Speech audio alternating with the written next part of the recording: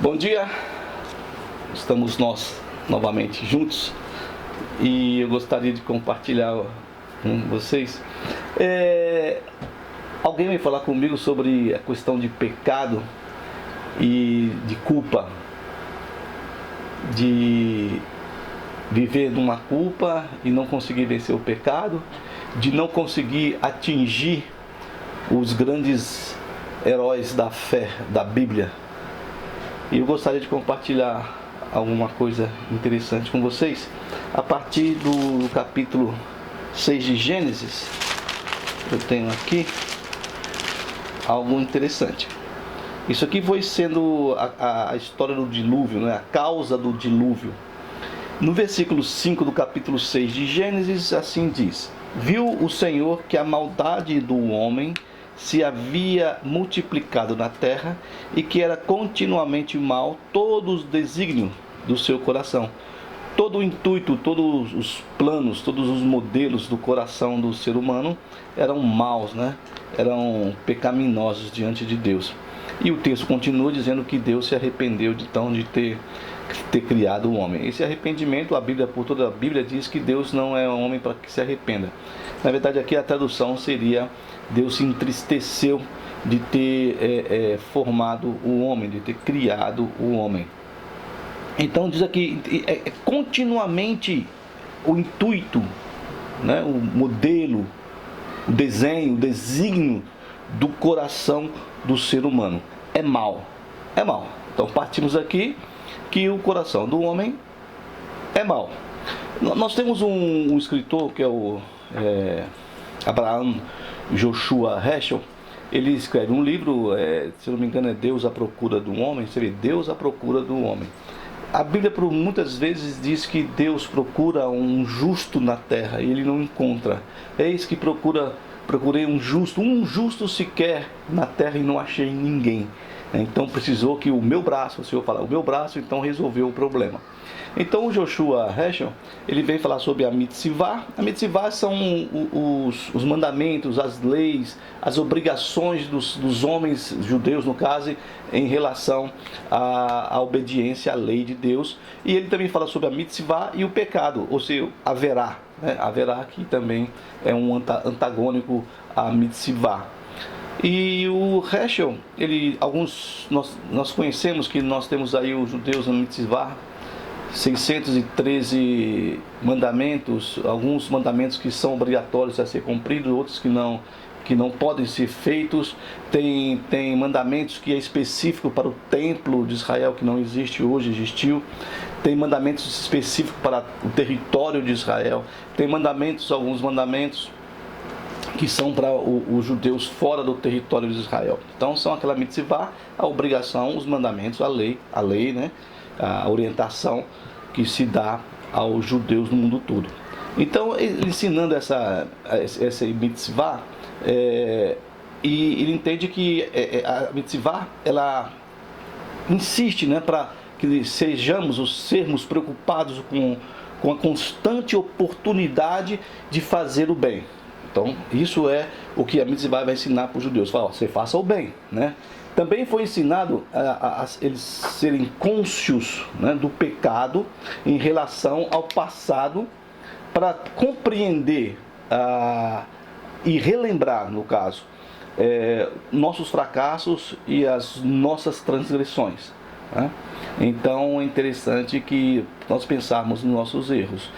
Nós não nascemos sabendo de todas as coisas, né? Nós, segundo Heschel, diz que nós falhamos e pecamos não apenas em nossas ações, mas nós falhamos e pecamos em nossos corações, que seria aqui também essa parte que nós lemos aqui do Gênesis, que é continuamente mal todo o plano, todo o desígnio, todo o modelo, todo o intento no coração do ser humano, né? O mal no coração é a fonte do mal nas nossas ações. É o que o Heschel diz, né?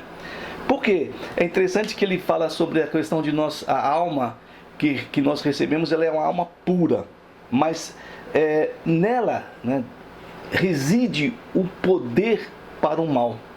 E ele diz, interessante, que ele usa um texto do Shabat, o Shabat, que é um texto para ler no Shabat, o 105b, ele diz que esse mal é um Deus estranho que está dentro de nós. Tá? Então, quando nós temos esse entendimento de que Deus falou, olha, o coração do homem desde lá já era ruim, não tem jeito, né? E às vezes nós vemos que o que aconteceu antes do diluviano aqui, antes do momento diluviano, o que está acontecendo hoje? A maldade do ser humano imperar e dominar. Eu comentei com a minha esposa essa semana de algo que eu passei por cima assim, lendo, e me entristeceu, que um pai que matou o filho matou o pai. Eles se discutiram, o filho foi na casa dele, pegou uma espingarda. Quando ele chegou na casa do pai, o pai também tinha uma espingarda, o pai deu um tiro nele e antes de morrer deu um tiro no pai e morreu os dois, né? Mas ao ponto que nós chegamos de um pai matar um filho matar um pai por discussão. Então o nosso coração é mau, é um desígnio mau, é um pensamento mau, é um modelo mau, né, do ser humano. E interessante porque eu vejo também muitas pessoas também querendo fazer o bem e fica essa luta, né, do bem e do mal. E eu não sei como é que ainda esse mundo também não é destruído por tanta maldade que tem. Mas vamos então entender alguma coisa. Então a pessoa chega, eu vou ler para vocês um texto de Mateus, que está aqui, Mateus 13:33, Jesus falando. E ele fala no versículo 33 ele está falando aqui com os seus discípulos, ele falando sobre o trigo e o joio, sobre o grão de mostarda, tal, sobre o semeador. E ele fala: o reino dos céus é semelhante ao fermento que uma mulher tomou e escondeu em 3 medidas até ficar tudo levedado, né? Então é o fermento que é colocado na massa ou do bolo ou do pão que os judeus lá e o pessoal da Palestina faziam.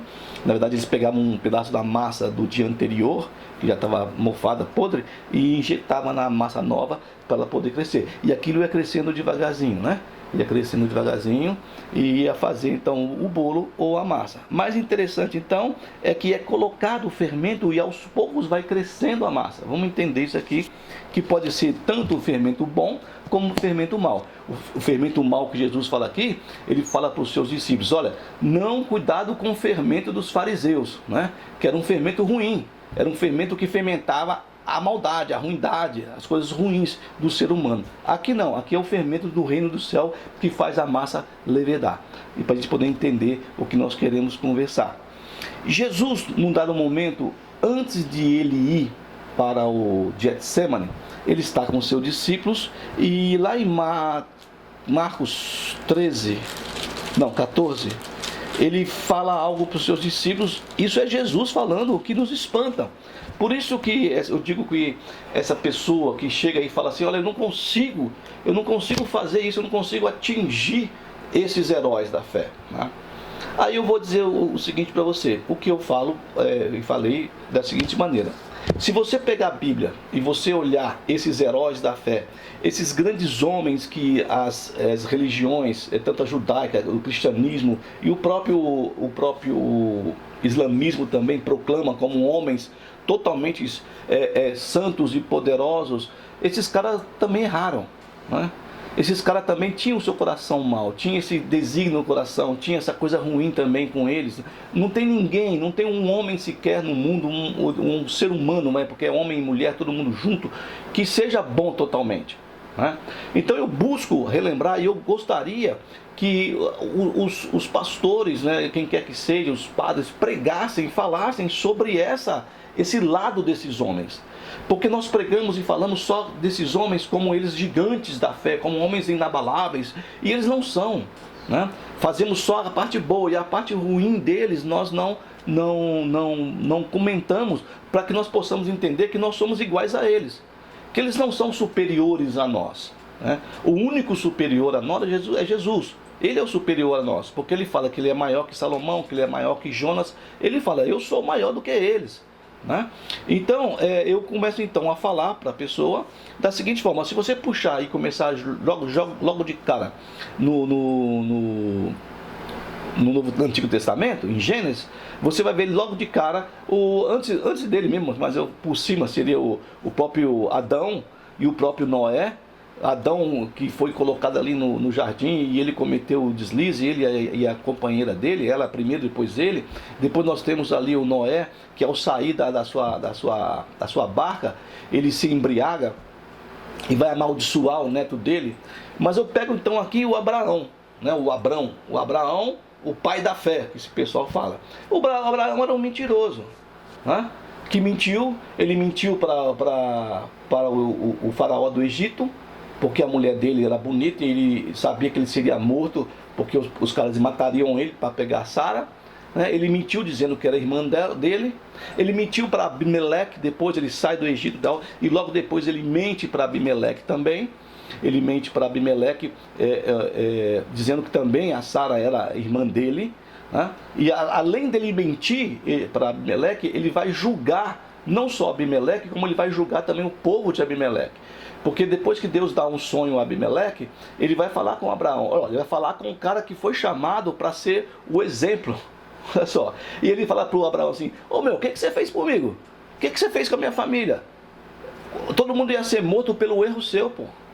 Né? Por causa de você eu não poderia ter morrido, a minha família poderia ter morrido. Aí ele fala assim: porque eu pensei que aqui na terra não tinha ninguém que temesse a Deus. Bom, como é que ele pode julgar se uma pessoa teme ou não teme a Deus? Eu não posso julgar se uma pessoa teme a Deus só porque ela vai à igreja. Eu conheço pessoas que não vão à igreja, que são mais temerosas do que pessoas que vão à igreja, né? Porque o texto bíblico diz, se eu não me engano, lá em Pedro, nas cartas de Pedro, que o Satanás, o inimigo, né, o diabo, ele teme a Deus, porque ele sabe quem é Deus, né? Nós não tememos, ele tem medo de Deus, ele teme, porque ele sabe quem é Deus. E nós não temos temor a Deus, porque nós não sabemos nem quem nós somos, nem quem Deus é, né? Então ele vai julgar o Abimeleque, dizendo para você: eu achei que aqui ninguém tinha temor de Deus, e por isso que eu fiz isso. Mentiu. E ele, com a mentira dele, interessante, porque ele ficou mais rico ainda. Ele ficou rico com o faraó, que deu muitas coisas para ele, e ficou rico também com o Abimeleque, que não só deu coisas para ele, como também deu coisas também para Sara. Aí você pega o Isaac, que é o filho do Abraão, que também está dentro desse contexto aí, dos pais, né, do povo judeu e também do cristianismo, que ele também cometeu o mesmo erro do pai. Ele também mentiu. Mentiu também novamente para um outro Abimeleque, talvez não seja o mesmo, porque o Abimeleque era um título, no caso, o filho talvez do Abimeleque. Mentiu também que a mulher dele era a irmã dele. E o pior então, Jacó, que mente para o pai, mente para a mãe e engana o irmão, estabelecendo como os heróis da fé. Esse tripé desses três aqui são a fundação do povo de Israel. O Jacó enganou ele com a mãe dele, a mãe também enganou o outro filho e enganou também o marido dela. Então como é que você pode exigir de uma pessoa que ele seja da estatura desses homens? Sem contar, depois veio Moisés. Moisés, que era um assassino, que matou. Ele matou o egípcio e enterrou o cara. E teve depois que passar um tempo no deserto, fugindo, e depois no deserto comandando o povo de Israel. O grande legislador de Israel, Moisés, Moshe. Então depois você também pode ver Arão, que era o irmão do Moisés, que foi levantado como sumo sacerdote no meio do povo de Israel. Ele, junto com a irmã dele, quis destronar o Moisés, tirar o poder de Moisés. Queria matar Moisés. Então como é que pode, entendeu? Você tem esse, e o gigante, o maior de todos, que é proclamado em todos os púlpitos como Davi, o rei Davi, o cara segundo o coração de Deus, que era um adúltero, que era um assassino, mandou o próprio Urias, o marido da mulher que ele teve caso com ela, levar a carta de morte dele mesmo, entregar a Joabe. Nós vamos ver todos então outro mais, Jefté, que Deus chamou ele para libertar Israel, ele vai e promete a filha dele para ser morta em holocausto. Não foi ele que prometeu, ele disse: a primeira coisa que chegar, quando eu chegar em casa, vier me receber, eu vou oferecer em holocausto a Deus. Ué, Deus não pediu nada. E alguns evangélicos dizem: ele não matou a filha. Não, se ele prometeu, ele matou. E o Gedeão, que também foi chamado por Deus, valente, para destruir também os inimigos. Destruiu. E depois ele se arvora, se engrandece e ele monta uma estola sacerdotal, e aquela estola sacerdotal desvia o povo de Israel da direção de Deus. Então como é que você pode então chegar e colocar esses homens como parâmetros? Eu lembro muito bem uma vez um pastor que estava ridicularizando a música do Cazuza, Meus Heróis Morreram de Overdose. Bom, não sei se os heróis deles é o Jimi Hendrix, se era Janis Joplin, ou quem quer que seja, ou James Dean, ou Mary Monroe, eu não sei. Mas como é que você pode ridicularizar isso aí, de um cantor, uma música, e você ter dentro do seu próprio texto bíblico um monte de gente pervertida? Um monte de gente sem temor a Deus, que são chamados heróis da fé. O que eu quero dizer é que nós não podemos basear as nossas vidas em homens, em seres humanos. Porque, como diz o texto lá do Gênesis, Deus falando, que é mau o desígnio, o modelo, o pensamento, a instrução do ser humano é má. Então nós não podemos ter um ser humano como parâmetro. Nós devemos ter um apenas de parâmetro, que é o nosso modelo, que é Jesus Cristo. Esse sim. Porque o texto bíblico, relato bíblico, diz que ele foi tentado como nós também fomos tentados. E ele não pecou. Não teve erro, não houve engano, não teve erro nele. Nesse a gente tem que seguir e nesse a gente tem que colocar a nossa visão e tentar o modelo dele. Ele mesmo fala que nós não vamos conseguir chegar a ele. Nós sabemos que nunca vamos conseguir. Mas lembra que na semana passada nós falamos assim, lança sobre mim o seu fardo, né? Coloca sobre mim o seu jugo. Pega o meu jugo, o meu fardo, porque o meu jugo é leve e o meu fardo é suave. Ele não está querendo que você seja um herói da fé, porque você não vai conseguir, eu não vou conseguir. E ninguém tem o direito de exigir isso de você. De fazer com que você queira fazer de você um Abraão. Você está por fora. Uma vez eu estava pregando na igreja lá, o pastor estava pregando, falando que nós precisamos de Arãos, vários Arãos aqui, porque ele estava usando o texto de Arão, que estava junto com Ur, ajudando Moisés a segurar os braços de Moisés, para que ele abençoasse Josué, que estava lá embaixo, guerreando para Israel vencer. Só que ele falou assim, peraí, mas você tem um Arão que quis derrubar o Moisés. Você quer um monte de Arão que quer te derrubar aqui dentro aqui? Então eu creio que o evangélico, e mesmo o católico, quem quer que seja, que se caminha para ler, para entender Jesus, tem que ler as Escrituras. Tem que ler aquilo que Jesus falou. Como Paulo relatou no seu texto, dizendo que o que ele falava sobre as Escrituras, o Antigo Testamento, o pessoal de Bereia pegava lá e ia ver o texto e fazia, ele está falando que é isso mesmo, ele está falando, está aqui, ó. Entendeu? Então não é o achismo de um ou outro, quem quer que seja, que está falando, que você tem que atingir. Isso só traz culpa, você atingir um herói da fé. Não tem. Porque você viu como é que os caras são. Você encontrar as mulheres, Sara, Rebeca. A Rebeca ajudou o marido dela a enganar o filho. O filho dela, o Jacó, a enganar o pai, a enganar o irmão. A Sara, por raiva, de ciúme, porque a Agar estava grávida, e foi ela que pediu para Abraão engravidar ela, expulsou a garota e ficava atrás das portas ouvindo como uma fofoqueira o que Abraão estava conversando com os mensageiros de Deus.